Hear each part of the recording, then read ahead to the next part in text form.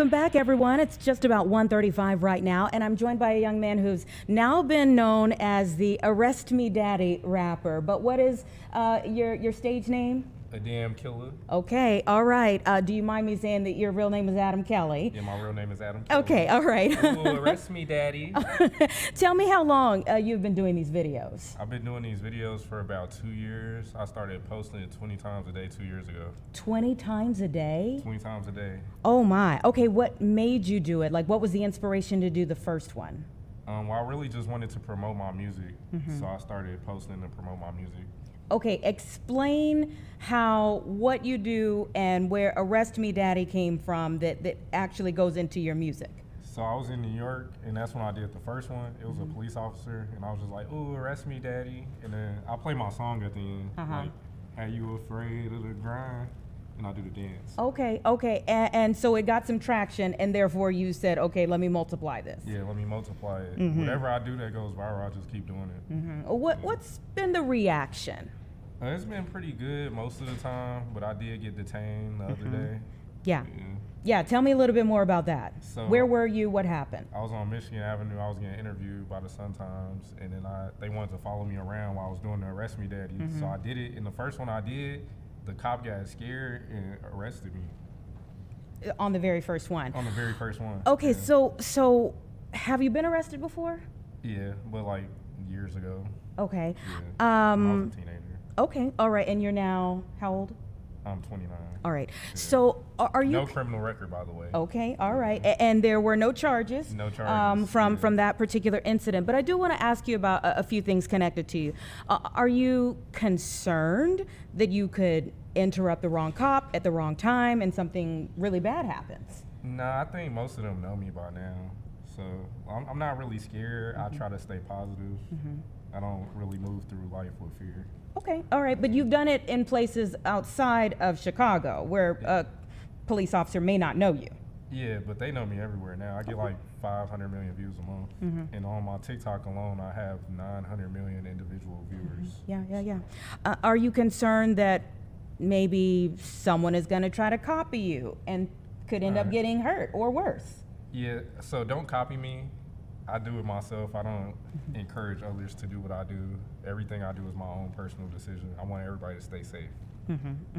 And then I want to ask you about kids. Obviously, an adult could try to copy you, and it's good that you have that message to everyone. But I am a big believer that, you know, kids' first and most influential role model should be their parents. So not every celebrity wants to be a role model, you know, wants to wear that. But what do you say to young men, especially who you know, see you, want to be like you? So to people that want to be like me, I say do whatever you feel most passionate about, because that's what I do. Why the stage name? The stage name, because I made it when I was a kid, and my name is Adam Kelly, so it's like a play off of my name. Yeah. But it says Killa in there. Yeah, like killing, you know, the beats, you know. Okay, yeah, all right, that's a good a way of explaining it there.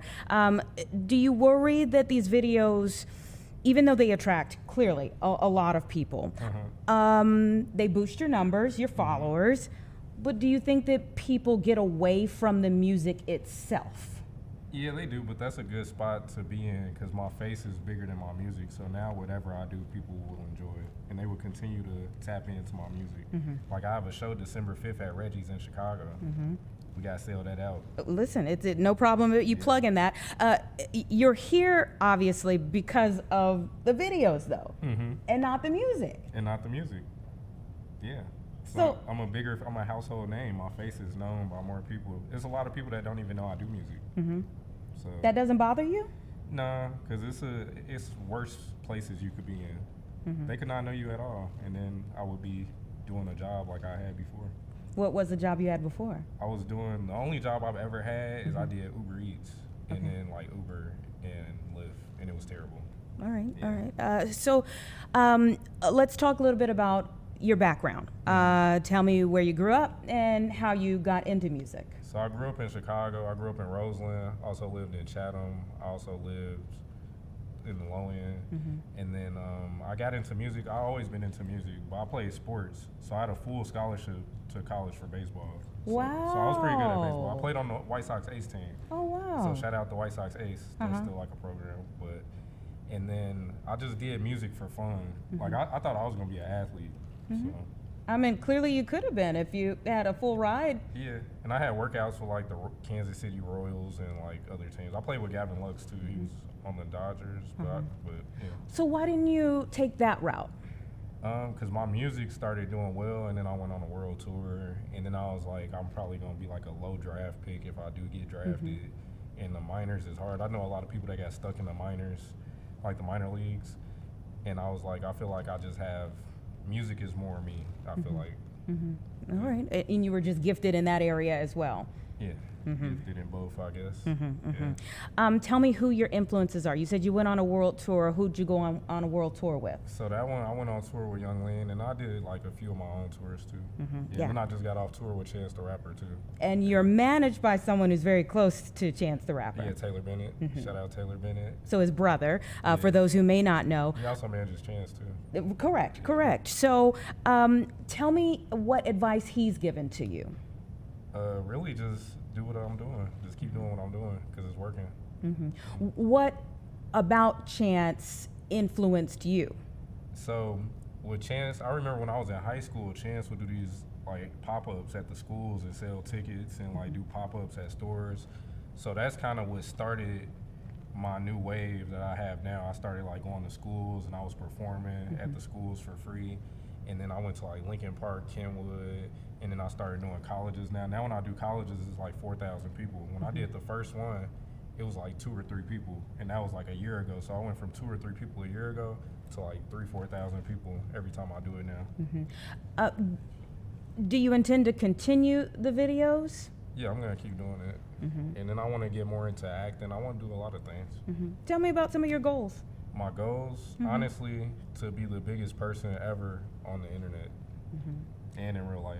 Now, I do want to go back to, your stage name and what we see in Chicago.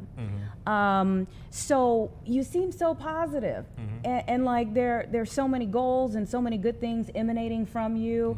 But obviously, when we look at so many young, especially black men in the city of Chicago, they might not see it as killing beats. Maybe not. Everybody that knows me does. If you meet me in person, I'm always positive. And then I also grew up in Chicago, and it was really just a play on my name. And when I first started, they said my name wasn't marketable. And now I'm the most marketable person on the internet. So. Yeah. Well, I'm certainly wishing you all the best. I get worried, when you see the interaction with you and police officers. I hope you always are near a police officer who does know you and who understands what you're doing. Yeah, because some people don't, so it is a risk in it. Yeah, and you could see how that could go way wrong. Yeah, just how I got detained the other day. But it could be worse than that, quite honestly. Yeah, it could. Yeah. Do you consider that when you were interacting with them, like whatever it is that you are kind of interrupting? Yeah, most of the time I'm not interrupting anything. No, they just standing there. But that was the one time I did interrupt them from doing something.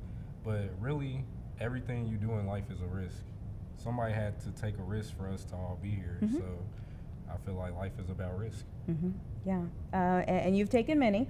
Again, thank you for coming on the show. I appreciate it. Tell everybody where they can find you. You can find me on Instagram at Adamn Killa, ADAMN KILLA, and then on TikTok, Adamn Who They Want, Adamn ADAMN WHODEYWANT, and then Live Nation just canceled my LA show, but it's okay. I'm still pulling up November 16th. Catch me outside, free show at the Echoplex. 1822 West Sunset Boulevard, 4 p.m., November 16th. Now, why was it canceled? Because they said the ticket sales were low, but they weren't that low. And also my fan base, they buy tickets the same day. I post the address and they come. I just sold out a show in D.C. More than the people came that fit the capacity, so some people couldn't even get in. But some people are afraid of the grind, and then they don't understand because I'm a new thing. So sometimes you got to pop out and show them. So now we're going to show them. We're going to bring thousands of people to their venue that was mad the show was canceled. Well, I certainly wish you the best. Yeah. I want you to stay safe Thank and continue to kill the beats. Thank you. Okay. Yeah. All right. Thank you so much for being here. It's about No problem. 1:45, everyone. We're going to take a quick break, and we'll be right Arrest me, back. Daddy.